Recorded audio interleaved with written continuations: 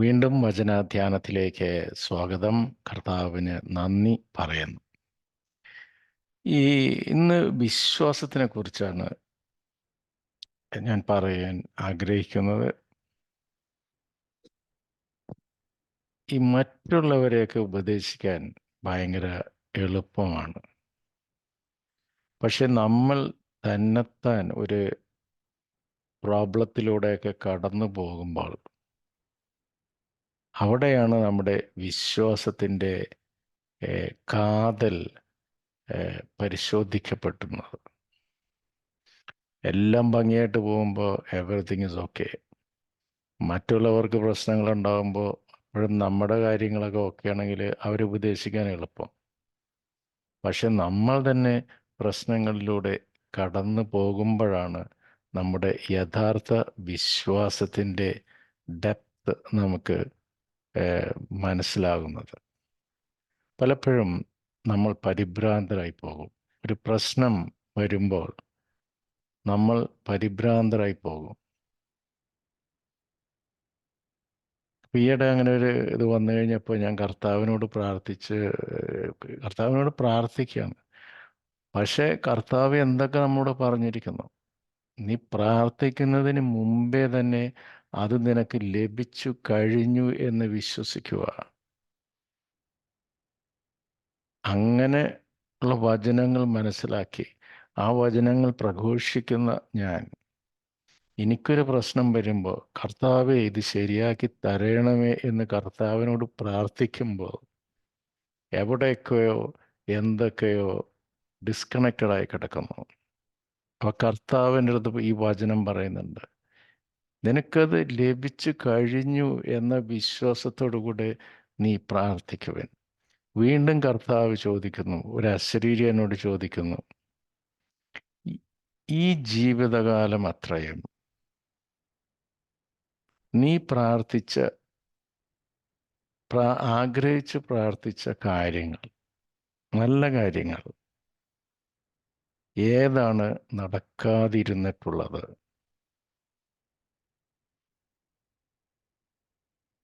എല്ലാം നടന്നിട്ടുണ്ട്. അപ്പം അങ്ങനെ ഒരു ദൈവ പരിപാലനയൊക്കെ അനുഭവിച്ചറിഞ്ഞതിന് ശേഷവും വീണ്ടും അടുത്ത ഒരു ചെറിയൊരു പ്രശ്നം ഉടലെടുത്തിട്ടില്ല, ഉടലെടുക്കുമോ എന്ന ആശങ്ക നമ്മളെ അലട്ടുമ്പോൾ തന്നെ നമ്മൾ പ്രാർത്ഥിക്കുമ്പോൾ, കർത്താവ് ഇതെനിക്ക് നടത്തി തരണമേ, ഞാൻ എന്ത് ചെയ്യും എന്നൊക്കെ ചോദിച്ചു കഴിയുമ്പോൾ ഗോഡ് ക്യാൻ ഗെറ്റ് ആംഗ്രി. ദൈവത്തിന് കോപിക്കാൻ ഒരു മനുഷ്യൻ്റെയൊക്കെ നിലയിലുള്ള ദൈവമാണെങ്കിൽ, ഇപ്പം ഞാനൊക്കെ ആണെങ്കിൽ ചിലപ്പോൾ കോപിച്ചു കളയും. ഇല്ലേ, ഒരാൾ 100 പ്രാവശ്യം അല്ലെങ്കിൽ ഒരു 10 പ്രാവശ്യം ആവശ്യങ്ങളായിട്ട് വന്നു, അതെല്ലാം നമ്മൾ സാധിച്ചു കൊടുത്തിട്ടുണ്ട്. 11ാമത്തെ പ്രാവശ്യം വീണ്ടും അയാൾക്ക് സംശയമാണെങ്കിൽ കോപിക്കാനുള്ള വകുപ്പ് അവിടെ ഉണ്ട്.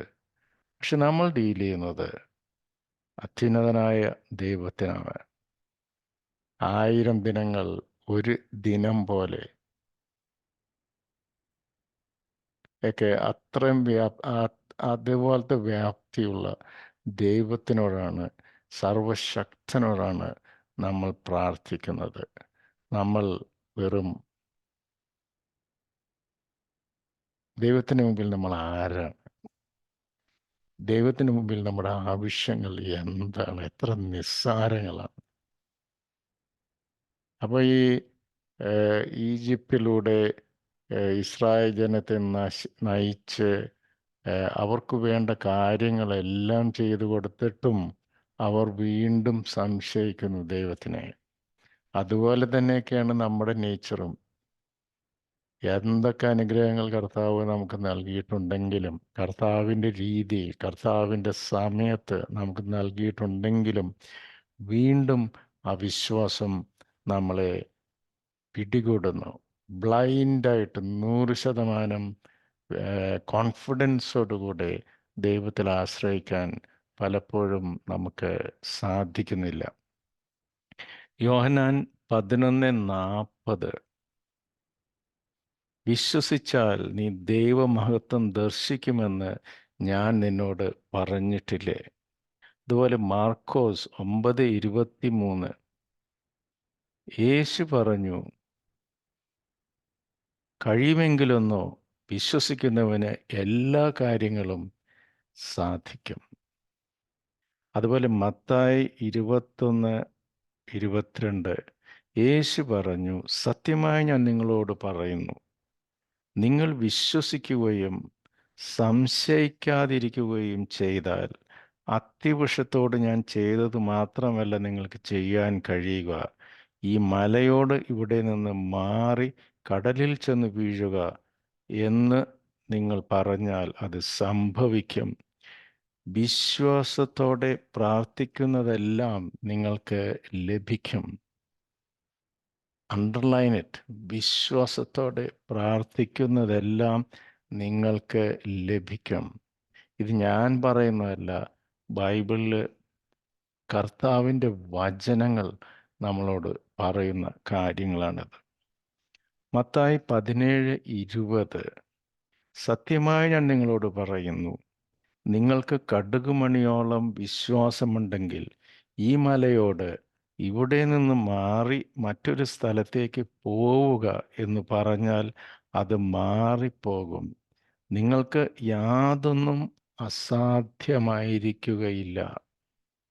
അതുപോലെ മാർക്കോസ് 11:23-24 സത്യമായി ഞാൻ നിങ്ങളോട് പറയുന്നു, ആരെങ്കിലും ഈ മലയോട് ഇവിടെ നിന്നും മാറി കടലിൽ ചെന്ന് വീഴുക എന്ന് പറയുകയും ഹൃദയത്തിൽ ശങ്കിക്കാതെ താൻ പറയുന്നത് സംഭവിക്കും എന്ന് വിശ്വസിക്കുകയും ചെയ്താൽ അത് അവന് സാധിച്ച് കിട്ടും. അതിനാൽ ഞാൻ പറയുന്നു, പ്രാർത്ഥിക്കുകയും യാചിക്കുകയും ചെയ്യുന്ന എന്തും ലഭിക്കുമെന്ന് വിശ്വസിക്കുവിൻ, നിങ്ങൾക്ക് ലഭിക്കുക തന്നെ ചെയ്യും. ഫിലിപ്പിയൻസ് 4:6-7 വരെയുള്ള വാക്യങ്ങൾ, ഒന്നിനെക്കുറിച്ചും ആകുലരാകേണ്ട, പ്രാർത്ഥനയിലൂടെയും അപേക്ഷയിലൂടെയും കൃതജ്ഞതാ സ്തോത്രത്തോടെ നിങ്ങളുടെ യാചനകൾ ദൈവസന്നിധിയിൽ അർപ്പിക്കുവിൻ. അപ്പോൾ നമ്മുടെ എല്ലാ ധാരണയെയും അതിലംഘിക്കുന്ന ദൈവത്തിൻ്റെ സമാധാനം നിങ്ങളുടെ ഹൃദയങ്ങളെയും ചിന്തകളെയും യേശു ക്രിസ്തുവിൽ കാത്തുകൊള്ളും. ഒന്നിനെയും കുറിച്ച് ആകുലരാകേണ്ട, പ്രാർത്ഥനയിലൂടെയും അപേക്ഷയിലൂടെയും കൃതജ്ഞതാ സ്തോത്രത്തോടെ നിങ്ങളുടെ യാചനകൾ ദൈവസന്നിധിയിൽ അർപ്പിക്കുവിൻ. അപ്പോൾ നമ്മുടെ എല്ലാ ധാരണയെയും അതിലംഘിക്കുന്ന ദൈവത്തിൻ്റെ സമാധാനം നിങ്ങളുടെ ഹൃദയങ്ങളെയും ചിന്തകളെയും യേശു ക്രിസ്തുവിൽ കാത്തുകൊള്ളും. അപ്പോൾ കർത്താവ് നമ്മളോട് പറയുന്നതെന്നാണ്, പ്രാർത്ഥിക്കുന്നതിന് മുമ്പേ തന്നെ അത് ലഭിച്ചു കഴിഞ്ഞു എന്ന് ദൃഢമായി വിശ്വസിക്കുക. ഒരു ശങ്കിക്കാതെ പ്രാർത്ഥിച്ചു കഴിഞ്ഞാൽ അത് നമ്മൾക്ക് ലഭിക്കും എന്ന് കർത്താവ് നമ്മൾക്ക് വാഗ്ദാനം നൽകിയിട്ടുള്ളതാണ്. ഇപ്പം എന്ത് പ്രശ്നമാണെങ്കിലും അത് കർത്താവിന് സാധിച്ചു കിട്ടുമെന്ന് വിശ്വസിച്ചുകൊണ്ട് കർത്താവിനോട് പ്രാർത്ഥിച്ചാൽ അത് ലഭിക്കുക തന്നെ ചെയ്യും. അത് ലോട്ടറി അടിക്കൽ അങ്ങനത്തെ പരിപാടി അത്രയും ഒരു ലെവലിലോട്ട് പോകരുത്. ക്രിസ്തു പല കാര്യങ്ങളും ദൈവത്തിൻ്റെ രീതിയിലാണ് ചെയ്യുന്നത്, നമ്മൾ വിചാരിക്കുന്നത് പോലെയൊന്നും അല്ല. ഞാനിതിനു മുമ്പ് ഒരു പ്രാവശ്യം റെക്കോർഡ് ചെയ്തിട്ടുള്ളതാണ്. എൻ്റെ 30 കൊല്ലത്തെ 30 ഇപ്പം 40 കൊല്ലമുണ്ട്, ഏതാണ്ട് 40 കൊല്ലത്തെ എൻ്റെ കരിയർ എടുത്ത് നോക്കുമ്പോൾ ഒരു 5-6 പ്രാവശ്യം ജോലിയൊക്കെ നഷ്ടപ്പെട്ടിട്ടുണ്ട്, സാമ്പത്തിക ഞെരുക്കങ്ങളുണ്ടായിട്ടുണ്ട്, ഹെൽത്ത് ഇഷ്യൂസ് ഉണ്ടായിട്ടുണ്ട്, മക്കളുടെ വിവാഹ കാര്യങ്ങൾ ഉണ്ടായിട്ടുണ്ട്, വീട് പണി അങ്ങനെയുള്ള കാര്യങ്ങളുണ്ടായിട്ടുണ്ട്. അത് നീണ്ടുപോയിട്ടുണ്ട്. പല പല പ്രശ്നങ്ങൾ.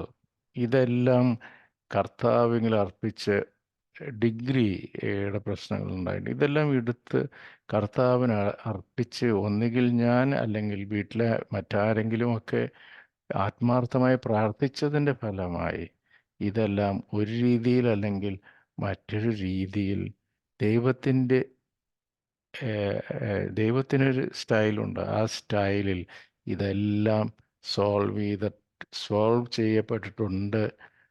അതുപോലെ തന്നെ ഏഹ്, ഈ പ്രോബ്ലത്തിനേക്കാട്ടിലും ഉപരിയായിട്ടുള്ള ബ്ലെസ്സിങ്ങുകളാണ് കർത്താവ് എനിക്ക് നൽകിയിട്ടുള്ളത്. ഏഹ്, അപ്പോൾ ദൈവത്തിൽ പൂർണ്ണമായി വിശ്വസിക്കും. അപ്പോൾ ക്രോഡീകരിച്ച രണ്ട് കൽപ്പനകൾ, അതായത് നിന്റെ പൂർണ്ണ വിശ്വാസത്തോടെ നിന്റെ ദൈവത്തിൽ നീ വിശ്വസിക്കുക. രണ്ടാമത്, നിന്നെപ്പോലെ നിന്റെ അയൽക്കാരനെയും നിന്റെ സഹോദരനെയും, അതായത് നിന്റെ അയൽക്കാരനെയും സ്നേഹിക്കുക. മനസ്സിൽ വിദ്വേഷം വെച്ചിട്ടൊന്നും പ്രാർത്ഥിച്ചിട്ട് കാര്യമില്ല. ദൈവത്തിൽ വിശ്വസിച്ച് ദൈവം പറയുന്ന രീതിയിൽ വചനമനുസരിച്ച് ജീവിച്ച് പരമാർത്ഥ ഹൃദയത്തോടെ ജീവിച്ച് എളിമയോടെ ജീവിച്ച് സഹോദരനുമായൊക്കെ എല്ലാവരുമായി രമ്യതപ്പെട്ട് ജീവിക്കുന്നവൻ ആണ് ക്രിസ്തു അനുയായി. അങ്ങനെയുള്ള ഒരു മനസ്ഥിതിയോടെ പ്രാർത്ഥിച്ചാൽ എല്ലാം ലഭിക്കും എന്ന ഉറപ്പാണ് കർത്താവ് നമുക്ക് നൽകുന്നത്. ദൈവം നമ്മെ എല്ലാവരെയും സമൃദ്ധമായി അനുഗ്രഹിക്കട്ടെ, നമ്മുടെ വിശ്വാസത്തെ വർദ്ധിപ്പിക്കട്ടെ, നമ്മുടെ പ്രശ്നങ്ങളെ ഏറ്റെടുക്കട്ടെ. കർത്താവ് പഠിപ്പിച്ച പ്രാർത്ഥന നമുക്ക് ഒരു വട്ടം കൂടെ ഏറ്റുചൊല്ലാം. സ്വർഗസ്ഥനായ ഞങ്ങളുടെ പിതാവേ, അങ്ങയുടെ നാമം പൂജിതമാകണമേ, അങ്ങയുടെ രാജ്യം വരണമേ, അങ്ങയുടെ തിരുമനസ്സ് സ്വർഗത്തിലെ പോലെ ഭൂമിയിലും ആകണമേ. അന്നന്ന് വേണ്ടുന്ന ആഹാരം ഇനി ഞങ്ങൾക്ക് നൽകണമേ. ഞങ്ങളുടെ കടക്കാരോട് ഞങ്ങൾ ക്ഷമിക്കുന്ന പോലെ ഞങ്ങളുടെ കടങ്ങളും പാപങ്ങളും ഞങ്ങളോടും ക്ഷമിക്കണമേ. ഞങ്ങളെ പ്രലോഭനങ്ങളിൽ ഉൾപ്പെടുത്തരുതേ, ദുഷ്ടാരൂപികളിൽ നിന്ന് ഞങ്ങളെ രക്ഷിക്കണമേ. ആമേൻ. ദൈവം നമ്മെ എല്ലാവരെയും സമൃദ്ധമായി അനുഗ്രഹിക്കട്ടെ. God bless.